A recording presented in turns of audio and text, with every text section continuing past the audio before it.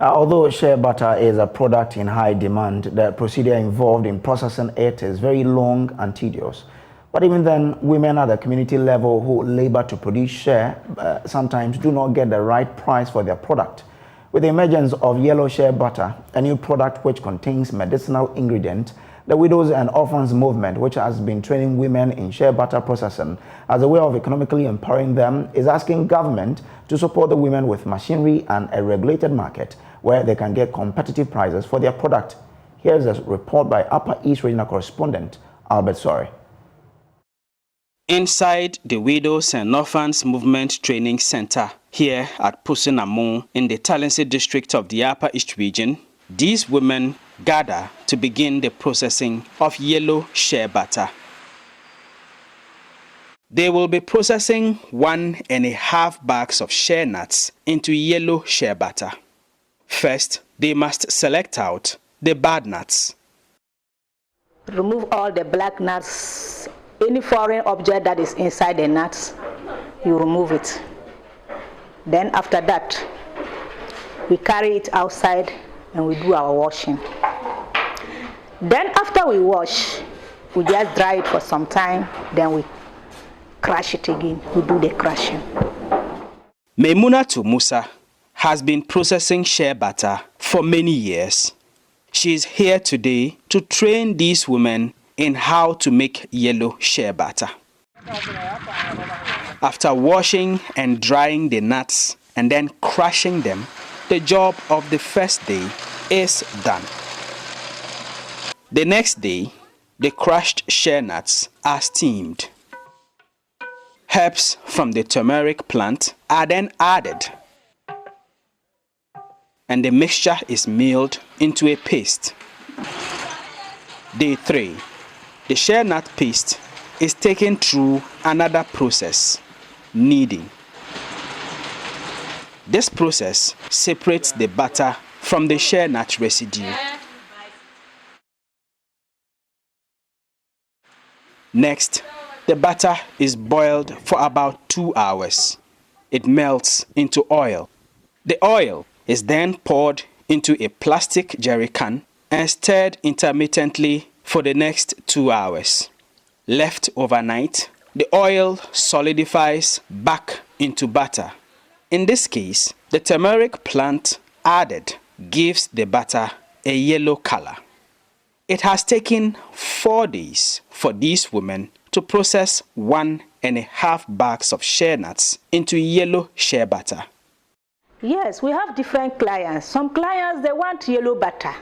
And the plants that we use for the yellow butter is medicinal. You can eat it. You can use it as your pomade. It's good.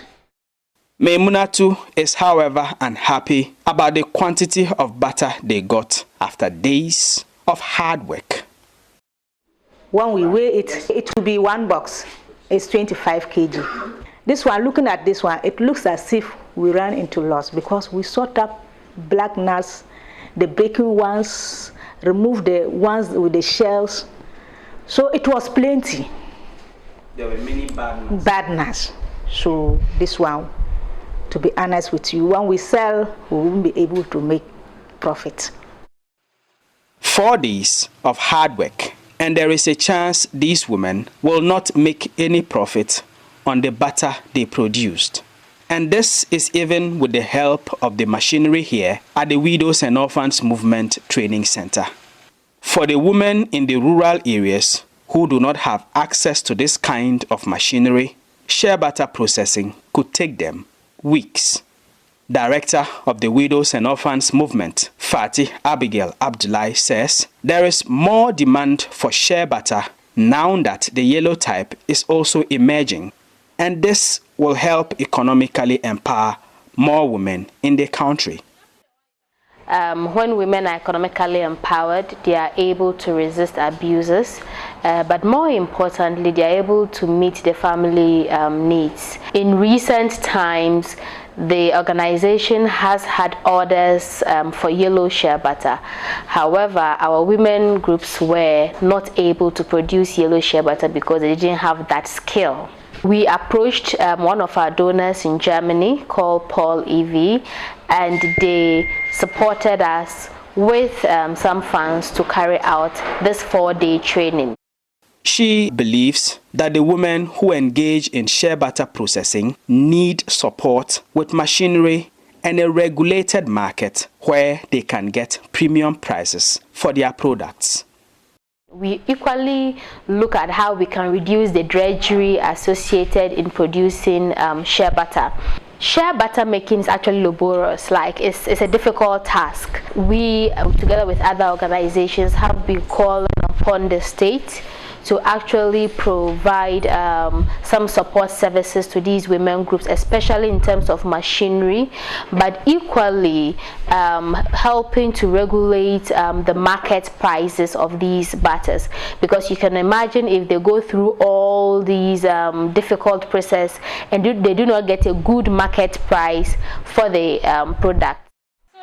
For these women, it is a daily struggle to meet their customers' demands for profits that are not as good as they should be. They are, however, hopeful that with time, things will change for the better. Albert Sorry, JoyNews, Pusinamo, Talinse District. All right, so from that very beautiful story, we'll take a quick break. We'll be back with more news.